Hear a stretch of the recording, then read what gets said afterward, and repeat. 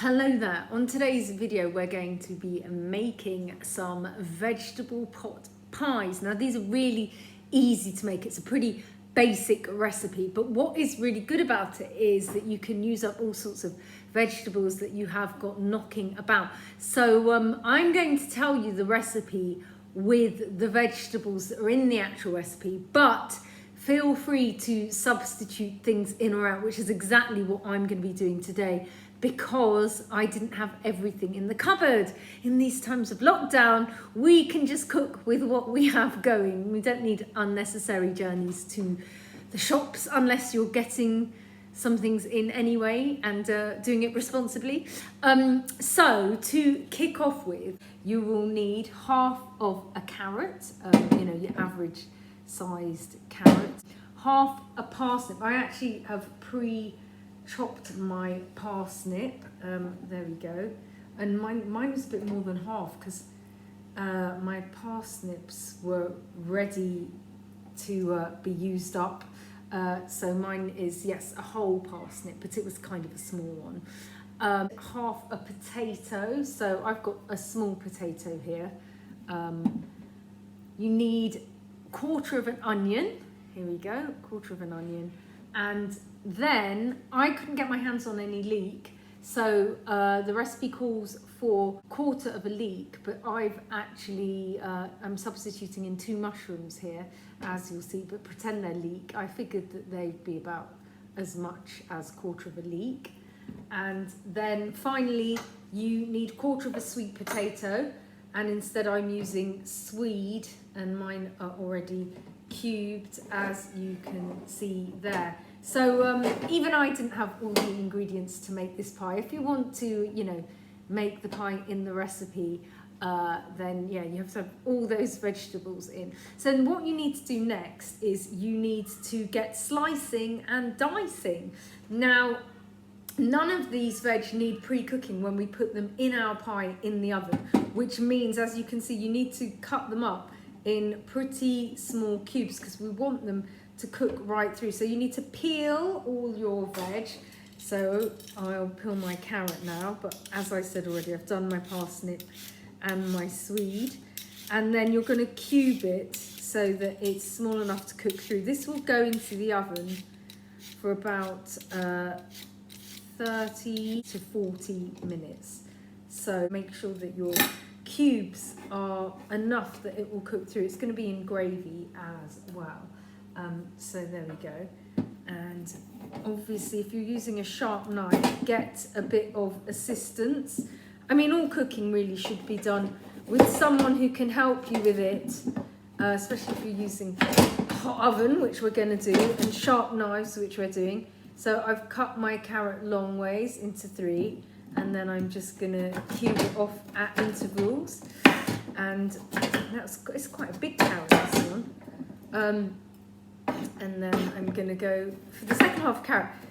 So basically, this pie really, apart from the leek and the onion, is more or less all root vegetables, and it works really well because you can serve it with greens like, say, peas or broccoli on the side, and this will make a really healthy meal. If you're going for your 5 a day, this is a really good one. I'm going to give you some alternative pie fillings as well. We're going to put these veg in gravy, but if you're not into your gravy, then I'll suggest you some alternative things that you can do with your pie. There we go. Peeled my half potatoes, just a small potato, and then I'm going to cube it as well. And then we're ready to go for the onion. Now, I don't know about you, but I can't bear chopping onion because I end up crying. And, no matter how hard you try to look away or to not cry, those tears come streaming out. So I've got a really good tip for you, and it actually works, of how to not cry when you're chopping your onion. There we go, there's my potato. So this one looks a bit big. I'm going to cut it a bit smaller. Mind your fingers when you're chopping, or as I say, get a grown-up's assistance. Okay, so we're going to go for the onion now, and I'm going to show you that I'm not going to cry. So we take out the papery outer layers, and it's 1/4 of an onion, remember. Now this is going to sound weird, but it really works. What you need to do to not cry when you're chopping an onion is to bite a spoon, as I shall demonstrate. Wow.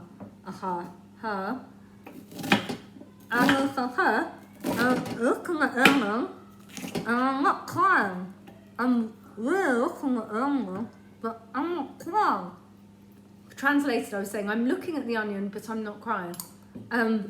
Because what happened is, the chemicals that go to the eye, go to Okay, basically, there's some chemical that comes off an onion when you're chopping it that makes you cry and goes to your eye, but it hits the spoon first, and so it stops you from crying. So that's a good thing to do.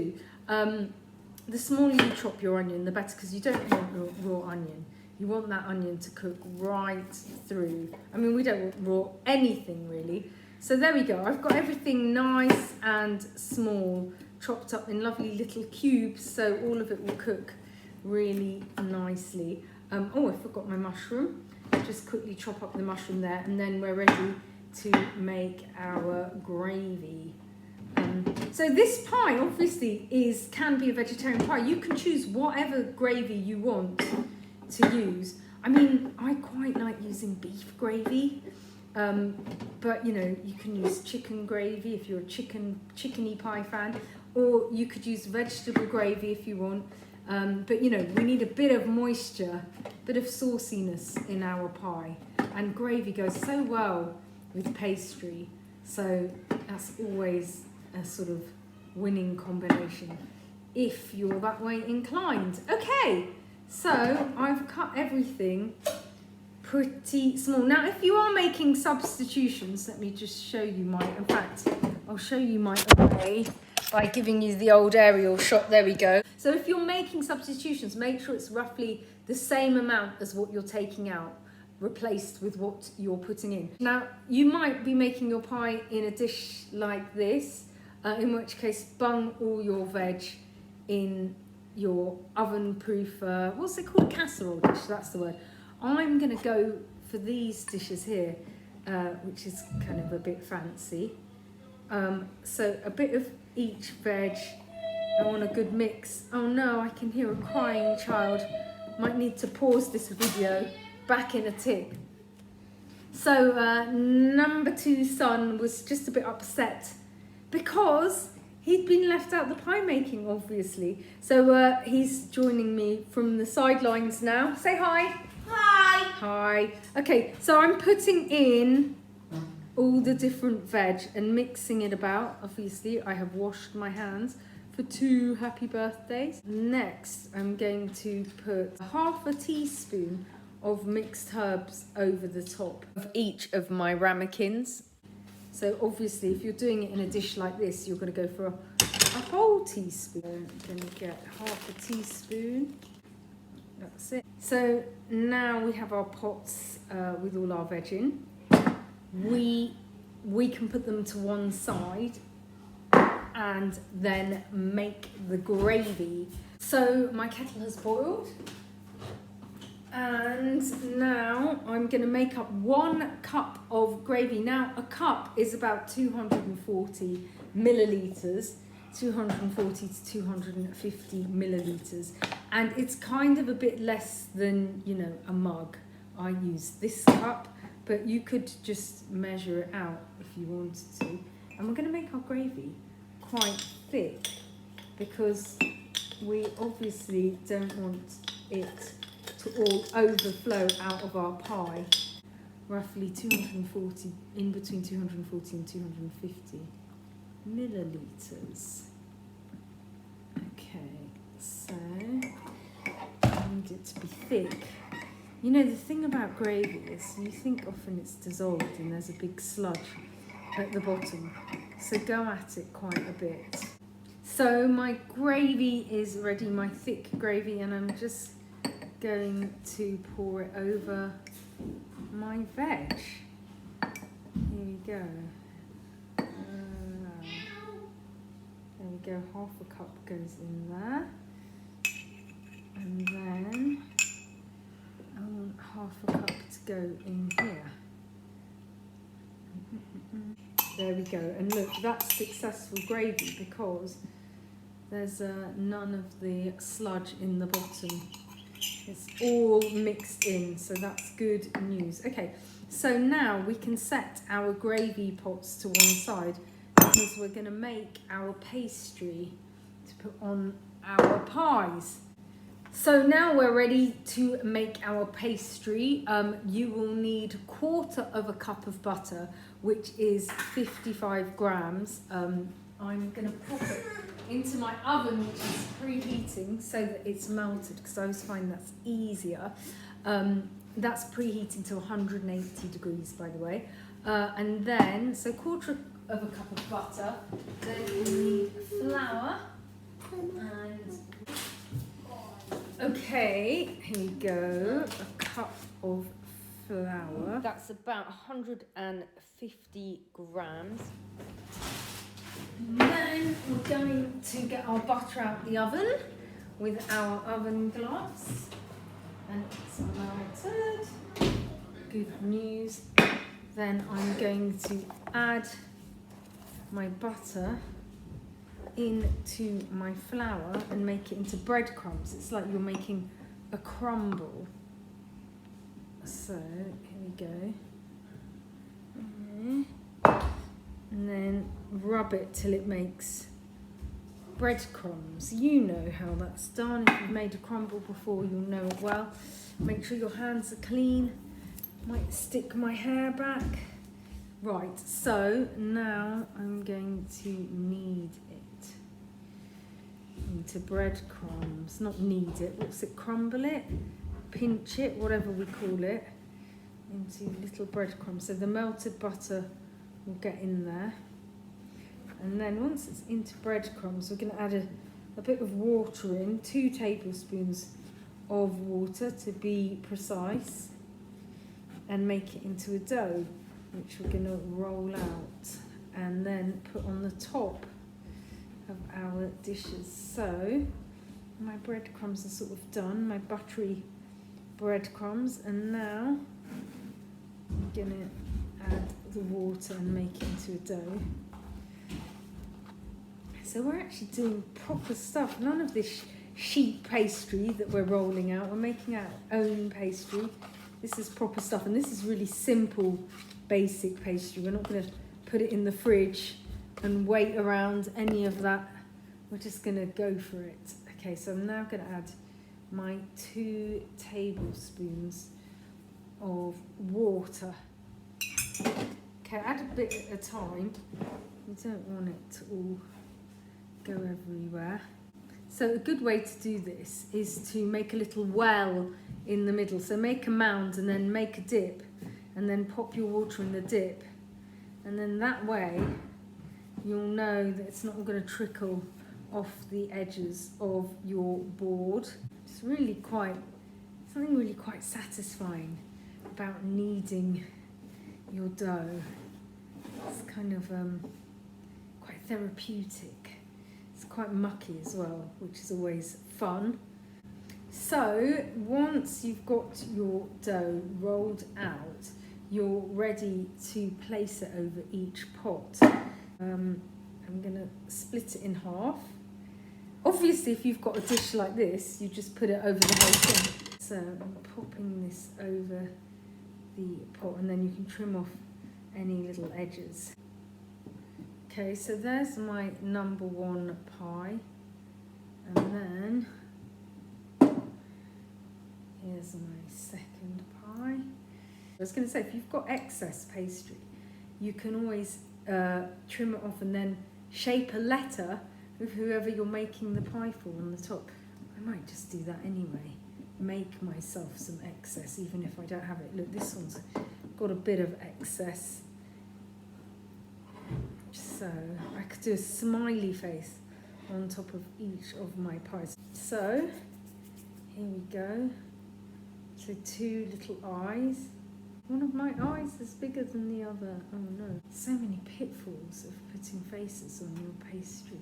Okay, good. I'm going to do a little smile.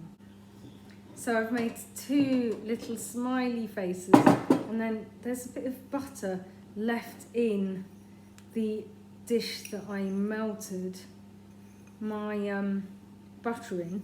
So I'm just going to pop it over the top. There we go. So in they go, oven gloves on and ready to rock.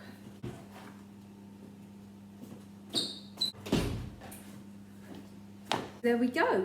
Those are in the oven now for 30 to 40 minutes. You need to check that the pastry is golden brown, and in the meantime I'm going to clear up all these peelings that I'm surrounded by. While the pies are cooking in the oven, I thought I might suggest some other good options to try, because you can use any veg really. You can throw peas or sweet corn in, anything that you think will taste good in a pie. Just make sure that if it's a big vegetable that you cut it up in those cubes so it gets a chance to cook right through. A nice one to try is spinach, feta, sweet potato and peas. Once again, cube up your sweet potato, and you can add a splash of milk in with your feta, or even cream if you feel like it.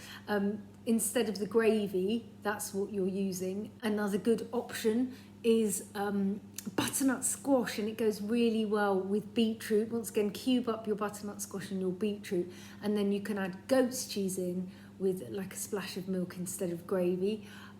Or if you want to, how about mushroom cream cheese leek and cheddar?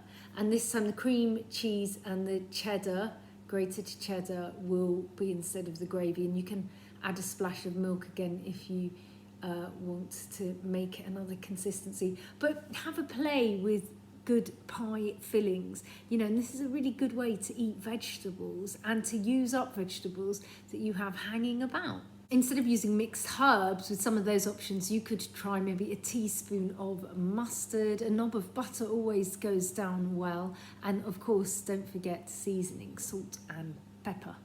So I have my oven gloves on and I'm ready to get these out of the oven because the timer is just about to go. Here we go. So let's see how they're looking. Okay, number one.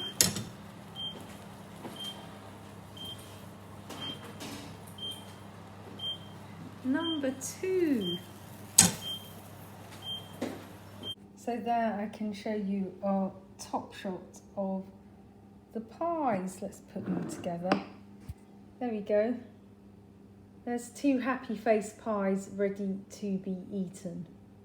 Number one son is getting impatient for pie. I'm going to let him have a crack into it.